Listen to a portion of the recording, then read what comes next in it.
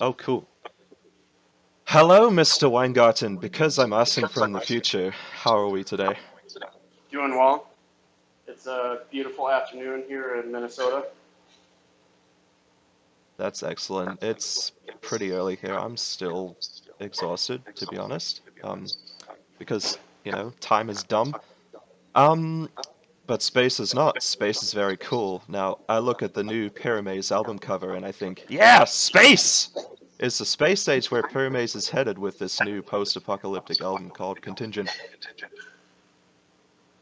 Indeed. Cool. Now, the story and lyrics of your previous album were written by Henrik from Anubis Gate, correct? Now, That's correct. it was your first album since the primary songwriter Michael left the band. How was the story formed this time around?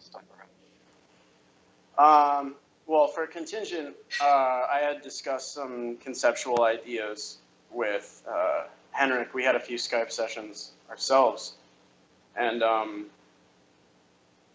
we were kind of tossing around some ideas, and I think it just sort of worked out that instead of doing a concept album like we had originally discussed, that we wanted to do something conceptual without every song being sort of intertwined, and like telling a story from start to finish, per se. Yeah, but more so sort of like kind of just a general theme, and then having each song sort of relate to that in its own way. So I guess you could still call it a concept album then. Yeah, I mean, yeah, I don't know. I always think of concept albums more like, more of a fluid story. But Okay. yeah, 22nd Century and I'm drawing a blank on the other one. Heir Apparent are related to each other though. Like I think Heir Apparent is actually called 22nd Century Part 2. Okay, so some songs are related to each other and others are not. Is that what you're saying? Yeah, that's right. Oh. Yeah. Hmm. And then my instrumental tracks are sort of related to each other also, Contingent Part 1 and 2. Yeah, I noticed you listen to those together, it kind of sounds like they answer each other when you listen to them back to back. Yeah. Yeah. Yeah, definitely.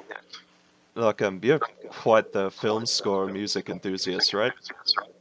Yeah, I mean, I saturate my brain with film score music every day. It's what I listen to in the morning with my coffee, and then I listen to it at the gym too when I'm working out. Do you have any particular movies that you, I guess, draw this enthusiasm from? Well, I think as far as the stuff I did with Contingent this time around, I was kind of going for, if you've ever seen Ender's Game, I really like the score for Ender's Game, but also Oblivion and the Transformers movies. So kind of that more futuristic, modern sound. I like mixing sort of some electronic elements, but with bigger cinematic theme music stuff, strings and choirs, and a lot of big impact sounds.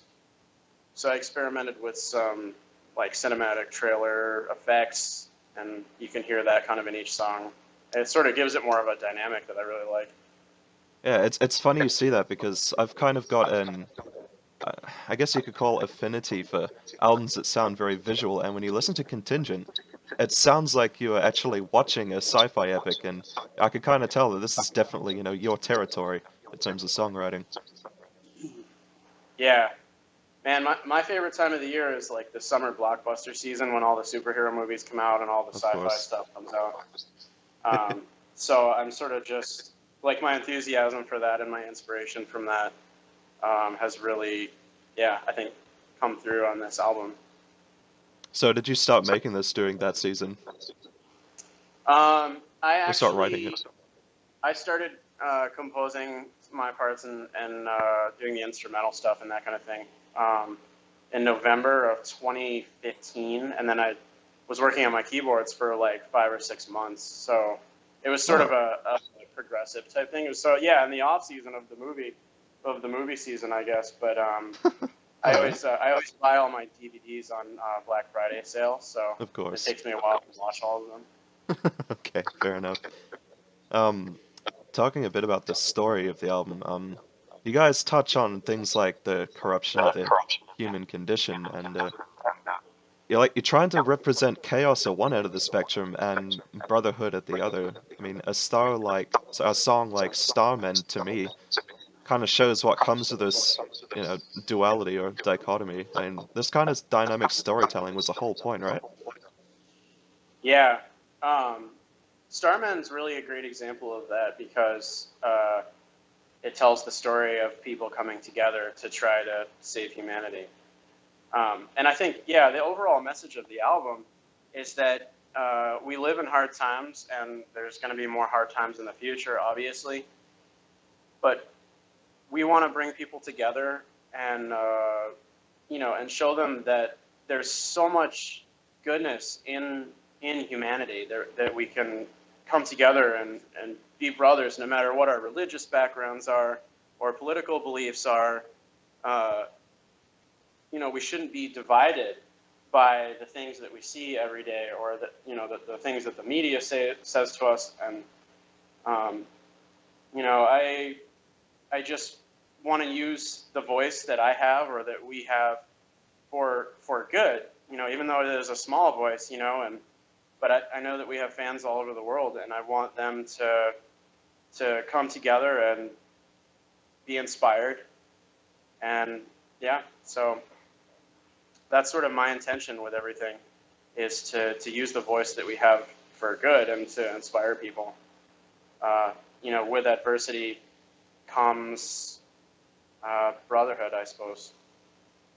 Okay, because I guess the meaning is sort of in the title. Is that sort of referring to when we start to colonize and live on other planets and we're trying to learn from our mistakes on Earth, or am I kind of missing the point? Well, the title references like a contingent. No, Or a I'm contingent. sorry. I'm talking about the title of Starman. Oh, Yeah. yeah. I think that's sort of more. Well, if you've ever seen the movie Interstellar, which some people like and some people don't, I happen to like it for the most part, but it sort of reminds me of that storyline a lot. Okay. Alright. Yeah, sort of maybe the recklessness of humanity destroying the Earth, and then people coming together to try to find another planet for us to inhabit. Another planet for us to dump garbage in the oceans and so forth.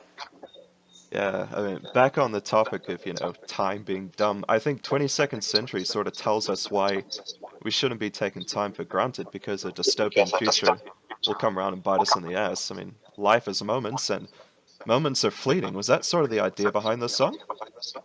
I think so. I mean, what I get out of it is that it's in reference to people's attention spans, maybe, and how it affects us negatively in today's society. Okay. People need to take more time to appreciate things like art and music in their daily lives, instead of just like being like, it's like a 20-second attention span. You know what I mean? Oh, yeah, of course.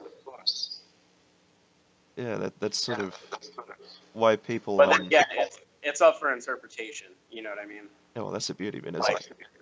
Yeah. Yeah. Well, people from previous generations often hold the newer generations in contempt, often for the reasons I just mentioned in that last question. But I think it's fair to say that if humanity creates their own apocalypse, then there's definitely plenty of blame to go around. Yeah, there is, and I don't ever want to really get into too many get into depth too much about like casting the blame on this and that and the other. I really just want to enforce the positive side of things and bring people together. Yeah, well, that's the whole point of this album, isn't it? Yeah, absolutely. I have friends of different religious backgrounds and different ethnicities and so on and so forth. And I think that having that diversity and those different kinds of views enhances my life. I don't have to agree with my best friend about his religious beliefs for us to be best friends. And that's what I want for people. I want for people to come together. It's kind of interesting because not often do you actually find a metal album that focuses on enforcing positivity as opposed to, telling you who you should blame for, the current conditions of the planet we're living on. This is actually quite rare. Well, it's a new day, my friend. Yeah. Now, that's the awesome thing about this album. We could speak diatribes about each song because there we go, talking about freaking psychology. But what song did you feel the most enjoyment out of making? What resonated with you the most, I guess? Well, I mean, the creative process of Kingdom of Solace, I wrote that song, but then I spent more time composing the keyboard arrangements for it than any song that I've ever worked on in my life, be it for Pyramaze or anything else I've done. I sort of delved deep into it and analyzed it and kept coming back to it. And it's really like, if you listen to it, there's a distinct Hans Zimmer, like Dark Knight trilogy influence, but there's also some Danny Elfman in there, and that sort of fun, whimsical, sort of dark thing that he does. But I wanted to make like a piece of music that was like really epic but still was, dark and powerful. Yeah, I kind of noticed when listening to it that it's not all sort of dark and depressing. You definitely have these really sort of rising moments that sort of fill you with that positive energy again. Yeah. Yeah, I think so. It's clearly a subject that you are passionate about, but so would you say that kind of passion helps you to create visual music? And I mean that in the sense that you can watch the scenes of the song unfold, which is, like I said, how Contingent plays for me. Yeah, definitely. I mean, when I'm working on my keyboard parts, I'm thinking of each song as a movie score. Like you could listen to the music without any lyrics in it, and it would still tell a story. And that's kind of what I go for is having the dynamics between the verses and the choruses carried with the orchestral arrangements. Yeah, I did a lot of piano stuff on this album too. Yeah. And I sort of noticed that as I was listening through it, that like each song has some very like distinct and catchy piano parts. So I love the way a piano sounds over heavy guitars. Yeah, it's definitely different when you're coming from bands that say use a melodic sort of keyboard sound, adding another layer over the guitars, but the piano is sort of like almost like an organic contrast to what's a very electronic sound. Yeah. Oh yeah. And there's that fine balance. This is really the first album where I've incorporated some kind of like electronic sounds into what I'm doing. Whereas before, with like Disciples and Back, it was all sort of like organic sounds. Okay. Even though they're coming out of a keyboard thing, piano, strings, choirs, harpsichords, organs, and that sort of thing. Instead of like I added some sort of, electronic sounding textures and some synthy kind of melodies and stuff like that. Okay. Where they're the foundation of the song, like in Symphony of Tears, where there's like sort of the main hook going throughout the song. That's electronic. Yeah, I mean, I suppose Jacob's done a really good job of mixing them back too, so they're not too like, oh, this is electronic sounding. It sort of sits really nice back behind the strings and stuff like that in a lot of the places. Okay, so you mean like as if one element isn't necessarily drowning it out? Is that what you're saying? Yeah. Okay. Right. It's there and it's present, but it's not overkill. Oh, that's Jacob for you. The man's a freaking wizard. He is. Yeah, I'm gonna actually see him in a couple days here in Manhattan. We're gonna work on something. Something? That's mysterious. Yeah. Okay. Oh, look, a couple of years ago, you said that the band chemistry was so tight that you didn't want to risk changing that by bringing in a bass player. Is that still the case? And is bringing in a bass player something that you ever see happening? It always comes up in discussion, but we're kind of like, we're all on the same page with it. We don't want to affect our chemistry, but it's also, another plane ticket to pay for, and playing live is hard and expensive as it is. Oh yeah. So. Yeah. But I don't know, what's Gene Simmons doing these days? Complaining on the internet, at most. Okay. Yeah. Jesus Christ. Well, speaking of live performances, what are the chances that the last Prog Power performance with Lance and Matt will surface in a live DVD? I'm not too sure that the videos from the crowd did those guys proper justice. I think I watched every single one uploaded to the internet. Yeah, it was a little rough, but I mean, we have the audio from the show and the footage that was shot with 5 cameras, and Ooh. So I think we want to wrap our heads around finishing up, getting Contingent out and promoting it, this and that and the other, and then I think we'll probably revisit that topic, especially since we're playing Prog Power Europe this year. Of course. Well, even if you didn't want to have it on a DVD format, I know a band that did something similarly cool with their last. I think it was Circus Maximus. They didn't release it on DVD, but they released it all on YouTube instead. And if people wanted to see that happen, they could contribute to it. I think they used a Kickstarter or a Patreon or something like that. But that could also be cool. Yeah. Yeah, well, I mean, we're no Winter Sun, man. We can't raise $500,000 in a week. So. Oh man, yeah. I mean, well, you guys already have it recorded, so you've got the material. Yeah. Yeah, I'd rather not get into the politics of Kickstarters, to be honest, because people are very divided on that. Winter Sun's a great example. Yeah, I know, and it's the division that kind of scares us. But yeah, we don't need to talk about that. All right, yeah, put that in the back burner. Speaking of projects, Sentinels is something else you have on the way with none other than, again, Matt Barlow. Now, even without distorted guitars and a drum kit, is this still going to feel very much like a metal project to you? I think it has metal elements to it. Yeah, that's what I mean. Guitars. When Matt and I talk about it, we kind of joke about how we're trying to invent a new genre of music, and we're sort of like half joking because it really is something that I don't think has ever been done before. Oh, I've never heard of it. So, I mean, if I can just sort of give you the gist of it, it's like movie score music, but in the structure of songs that can be sung over. Okay. So you have like all of the stuff that you guys know me for with Pyramaze, the big strings and this and that and the other. But like the percussion, a lot of the percussion is like big tribal drums and timpanis and things like that. Wow. So it's just these big kind of sweeping pieces of music, but with awesome, powerful Matt Barlow vocals on there. Holy shit. We've been having a lot of fun doing it in the whole creative process, and we're shooting a music video for it in the first week of June.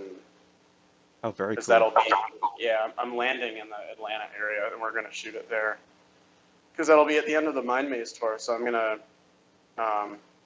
just kind of hang out for that weekend, and Matt will fly down and we'll shoot the video. Oh, good.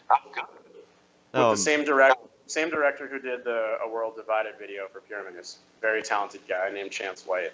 Oh, very nice. Could this Sentinels album be another, I guess another concept album? I mean, you both are known from bands that have made quite a few of them.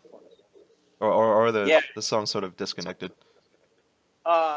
There's some conceptual stuff. I don't want to give too much away. Oh, fair enough. But, at this time, we kind of want to just blow everyone's hair back to the best of our ability with that. So. Okay.